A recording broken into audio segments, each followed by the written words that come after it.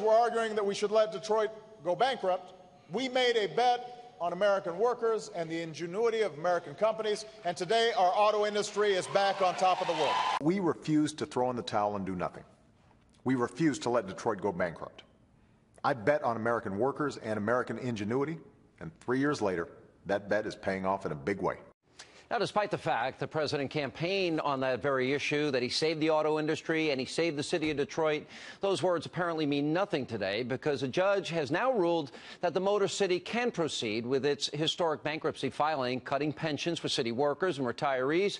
And while President Obama sits back and watches this all unfold, well, my next guest, Kentucky Senator Rand Paul, he is taking action. He's traveling to Detroit to unveil a recovery plan for that city, and he's here to explain the efforts himself. Kentucky Senator Rand Paul. Senator, welcome back. Good to see you. Glad to be with you, Sean. Wasn't it bin Laden's dead and Detroit's alive, something to that effect? I remember hearing that quite often during the campaign. Didn't the president say that a lot? That's right. If you like your car bailout, you can keep it, period. Yeah. So, no, I think really what we need to do is try something different. I mean, for 50 years, we've been trying government stimulus, trying to bail out cities that have gone bankrupt. But I think through bankruptcy, we ought to find a new way. So what I'm promoting is something called economic freedom zones. It's kind of similar to what Jack Kemp talked about when he talked about enterprise zones 20 years ago. But this is enterprise zones on steroids. This is a massive give back of money that's already yours. We're not going to take it from Houston to bail out Detroit. We're going to let Detroit keep their own money and let Detroit bail themselves out. But it's phenomenal how much money can be left in Detroit simply by lowering the taxes in Detroit. All right, so you're creating, it's sort of like, all right, it's like Kemp's enterprise zones on steroids. I'll take that analogy because I looked over your plan. You're calling it the Freedom Plan. You're going to give eligible areas a reduction in individual and corporate tax rates, correct? Yes. We're going to take the personal income tax and the corporate income tax down to 5%. We're going to get rid of the capital gains tax. We're going to bring the payroll tax down for the worker and for the employer. And we're going to reduce the red tape and let businesses thrive. We're also going to invite entrepreneurs from around the country and around the world who want to come to Detroit and make it like a mini Hong Kong. There's all kinds of great things you can do, and it's amazing how much money accumulates, not from other parts of the country, but just from Detroit's tax base. If you don't take it to Washington, you just leave it in Detroit to begin with. And so you're saying you're going to reduce the personal tax liability to 5%. Can you do that? I mean, you're Senator Rand Paul. You're one senator, powerful as you might be. But how do you accomplish? I like the idea. I'm just asking, how do you accomplish that? Well, if I were President Obama, I'd do it by edict. But because I'm just a senator, we'll have to pass it as legislation, and we'd have to get the president to sign it. But I can tell you right now, there's not a lot of enthusiasm for the traditional type of bailout. I don't think that will pass the House of Representatives.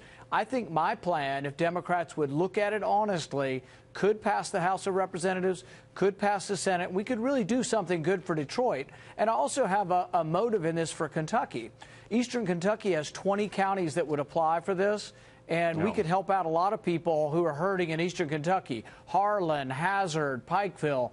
The president's war on coal is really crippling the economy in my state, so I'd like to help Kentuckians, but I'd also like to help some of the big cities around the country. So we just heard the president at the beginning of the segment say a couple of times, we refuse to throw in the towel. We refuse to let Detroit go bankrupt. Now Detroit's going bankrupt. And then he also accused others like Mitt Romney of wanting Detroit to go bankrupt. I mean, so a little bit of irony here. This is it's still his first year in his second term. Let me play an exchange, our own Ed Henry pressing Jay Carney about the president changing his position on this. And watch this exchange. It's pretty revealing. Is the president going to let Detroit go bankrupt? Ed, I think that happened a while ago. Well, the judge today said as we said, Detroit's bankruptcy is something that needs to be resolved between the city and its creditors.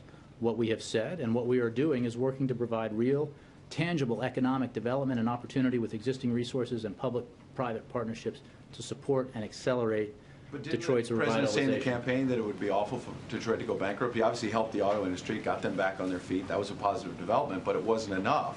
And I thought in the campaign he said it would be horrible for Detroit to go bankrupt. Well, I think that there is enormous hardship caused by some of the problems that have happened in Detroit, which is why this needs to be resolved between the city and its creditors. Our position on this is the same as it was prior to the judge's ruling and prior to or in the immediate aftermath of the declaration of bankruptcy. All right, now they're claiming it's a city in their creditors, but the president said, and I repeat, and I quote, "We refuse to let Detroit go bankrupt."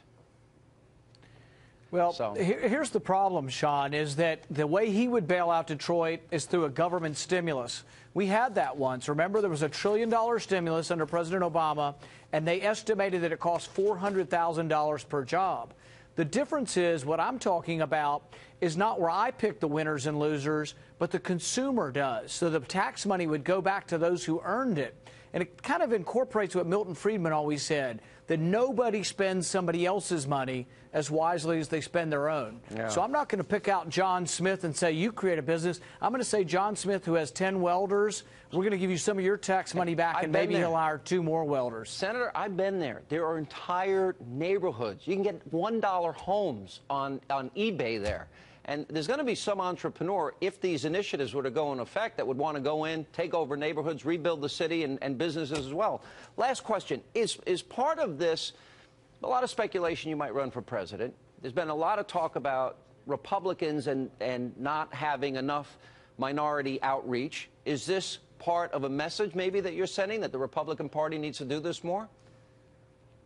Absolutely. I think we need to show that we care about people from every community, and we need to show up in every community. When you look at the red-blue map around the country, there's red everywhere in the countryside, in the rural, and the small towns, but it's all blue in the big cities. And I think we need to go in and compete for that vote.